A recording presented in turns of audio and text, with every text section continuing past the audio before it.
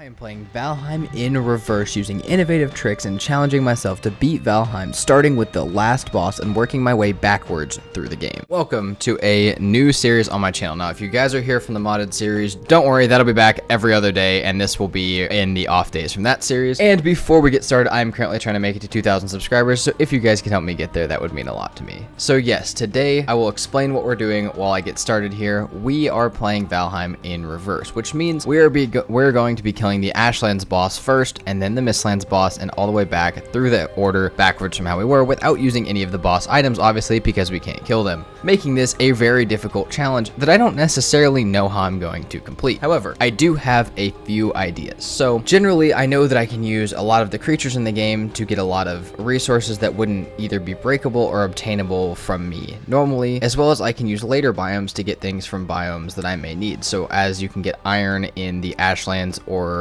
the mountains, I don't necessarily need to kill the Elder, but I don't necessarily also know how I'm going to get all the way to the end. I don't have a fully fleshed out plan, so we kind of just get to do this together, and you guys just get to kind of watch me figure it out as I go through it. One of the first little tricks I hold up my sleeve is the ability to build a Finewood Bow without really going into the Black Forest much at all, and even if you do, you don't have to kill any bosses for it. Now, there's a few ways to do this, but I got kind of lucky here when I started. So I was able to find this structure. Well, it had a beehive. This structure also contains core wood, which is, pretty much half of the Finewood Bow recipe for the wood that I'm going to need.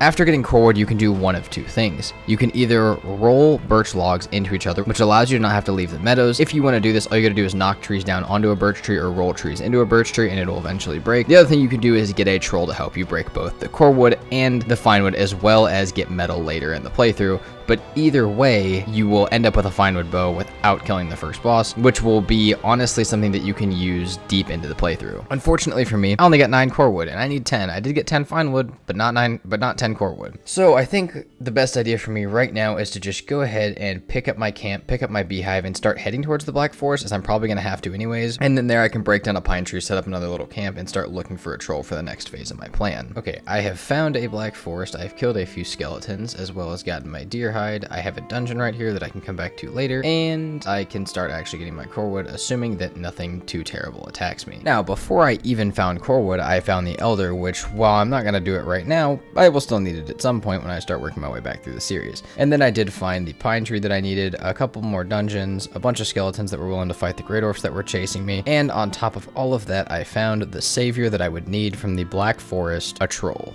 This troll would provide my base armor set all the way up to pretty much the mountains, and help me break things like the pine trees for core wood, as well as I needed it to get any source of metal because I could not mine because I did not have any source of pickaxe, and I would be able to use that to get a bronze pickaxe and keep progressing. However, on top of all of this, I also need some way to kill it, because at some point I'm not going to need it or want it anymore, and I'm going to need it out of this area. But unfortunately, I have trapped myself in this dungeon, so I need to sit here and try my best to make things do while stomping around outside. Now, at first, this troll did not want to let me place anything. It just kept whacking my workbench, but placing a few walls outside kept him distracted for just long enough for me to make my Finewood Bow and about 100 arrows, and that way I would be able to kill him and a bunch of other stuff once I was done. On top of that, I decided to move it out a little bit further and also place my bed in here so I would have a respawn point nearby in case I screwed up what I was about to do. And while using a troll isn't inherently dangerous or unusual even in a normal playthrough, for me right now I have no armor. All I pretty much have to fall back on is a Finewood Bow. So I need to make sure I stay safe while using this guy to get enough copper for at least my forge, if not more, and then I can kill it for troll hide, which is what I ended up doing for my first piece of armor that would keep me a little bit better protected. After sleeping for a little bit and getting through to the third day, the first order of the day was to make a little area so that I could also have a crafting bench as well as my bed on top of this little dungeon. And while this isn't the most ideal building thing I've ever built,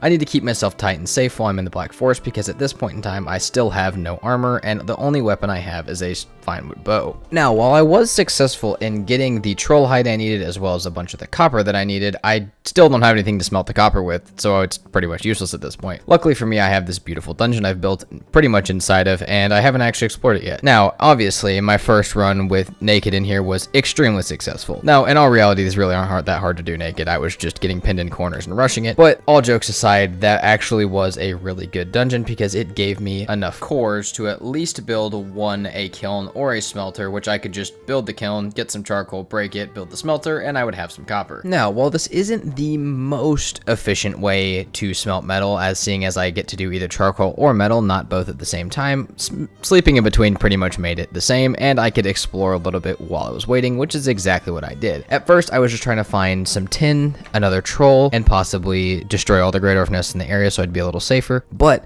I don't know why this will never happen to me in a playthrough where I want to play for multiple months on end, but I was able to find the trader, which is pretty awesome. Like I said, it'll never happen to any of us in a normal playthrough because I can almost never find this dude, but fortunately for me, I do have it and I will be able to get a belt pretty early, so I get to mark this off my checklist for things to try and do. Also, along my journey, I found a pretty decent looking base spot, but I didn't have time to look at it because it was becoming night and I had to head back. But when I woke up in the morning, I was greeted with something beautiful, another troll. And this time I knew where tin was, as well as I could get more copper with it, and anything else I might need it to break for the moment. And on top of that, I could kill it and get more troll hide for when I was going to build my troll hide set, which would much better prepare me for the Black Forest. And while everything was pretty much going to plan, I had something a little crazy happen when I went to go drag this guy to get tin. We had another troll, which I was not necessarily prepared for, but it was not going to hurt me because, again, I needed troll hide to prepare me for the Black Forest and anything else going forward, as well as the first one was pretty much dead, so I just went ahead and killed it and continued using the second one to help me farm tin and other resources. And the only thing that really screwed me here for a second was that I did not have enough arrows, but I was able to hop into a building, break apart some stuff, and hunker down for a second to make some more arrows, and I was able to pull off the rest of it by just killing the troll after getting a bunch more tin with it, as well as some more copper. I could look at the base spot I was looking at earlier a little bit more, but I now had everything to build pretty much the entire troll armor set. I wouldn't get the sneaky buff because I didn't have the cape yet, but I had the armor, which was the important part to me at the time, and I could start going on to phase 2 of the building plan, which was my pickaxe. I started upgrading my workbench that was closer to the building spot that I wanted, and then since I already had most of the troll hide on me, I went ahead and made 2 parts of my troll hide armor. The other part of the troll hide was still on the ground because it was too heavy for me to carry, so as soon as I made this, I went back, grabbed it, and made the last piece of the regular set apart from the cape. Because I already had this over here as well as my metal and a bed to sleep through the night, I figured why not just go get my stuff out of the Black Forest and move over here, because the Black Forest is really not where I want to live. Ideally, I live in a meadows so I can stay away from as much combat that I don't need to deal with as possible. So I went back over to our old base, grabbed the honey from the beehive, picked up pretty much everything, and came back over. After placing my kiln, I headed to a nearby dungeon as there's tons around and just had to get a few more cores so I could build my smelter and get started on actually building the pickaxe and building up our new little camp. And after that, it was pretty much just a waiting game. Wait for copper to smelt and just keep getting wood to fuel it, sleep when I could, and build up our little camp when I could again, but most of the wood I wanted to go towards smelting until, at least for now, and I had specifically made sure to get enough for the forge as well as the pickaxe before I killed the last 2 trolls, so literally all I had to do was wait, and then after that was done, I could actually go get some more metal, start building the base up, and figure out where our next moves were going to be. And after a few in-game naps to pass some time and a bunch of wood harvesting, I finally had 10 bronze, and all I needed was some more core wood. And lucky for me, while I was getting core wood, I found a friend, and while I did contract him for a little bit to get me some more core wood, my main interest was getting more troll hide so I could either start working towards the cape or upgrade what I already had for more armor to keep me more protected as I started to figure out, again, where I wanted to go after this, because this was about as far as I had planned into this playthrough. However, while I was planning my next step, there was still a lot of different things that I could do. For one, I could definitely go get more tin and a lot more copper because I was going to need it for a lot more stuff in the future, like, I don't know, at least a bronze axe, a boat,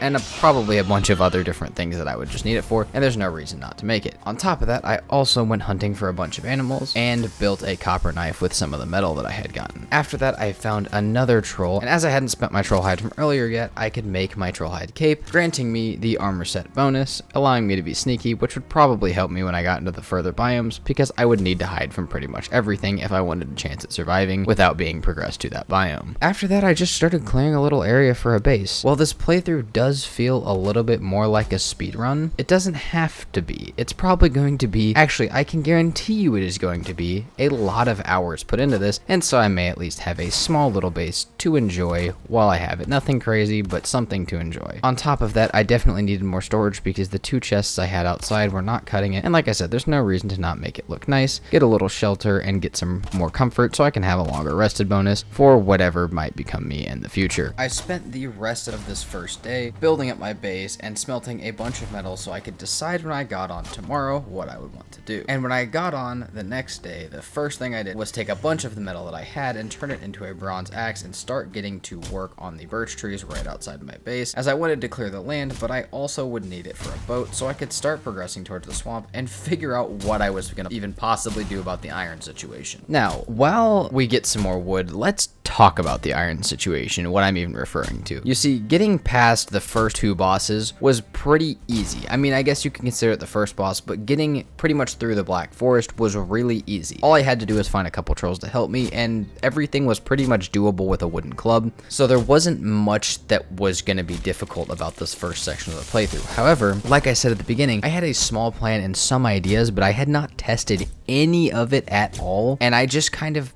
took my thoughts and ran with them. And the biggest thing that I could acknowledge while thinking about this series was, what am I going to do about iron? I cannot get into crypts. I don't want to use glitches, even if I know them. Now, if there comes a point in the series where I absolutely have to use some sort of bug or something like that, we can cross that bridge when we get there, but I don't see that happening. But at this point in time, I had about 10 different ideas for something that could be used to get iron, but I didn't know that any of them would necessarily work. A bunch of them involved really rare things, really niche situations, or a bunch of really time-consuming efforts, which is what this ended up being. But we'll get into that more as we actually get close to it, but I'm going to refer to the iron situation as one of the biggest problems in the series as we get close to it, so I want you guys to know what I'm talking about. However, not having a plan, as scary as that seems or as odd as that seems, because like I said, at this point, do I really know that this is possible? No, but I was actually really excited because Valheim is really fun, but like every game, you get kind of used to it, and so to get something really challenging, really hard, and to know that I was probably going to learn some new stuff and go through a lot of cool struggles and record it all and document it for you guys was actually really exciting. So I headed back to base, moved my crafting area so it kind of fit more with my house, and I set up my first portal. This portal was named Swamp, and that tells us where we're going. Unfortunately, I think we're gonna have to wait till next episode where we will address the iron problem, explore the swamp, and get deeper into our progression in completing Valheim in reverse. If you guys enjoyed, please make sure to let me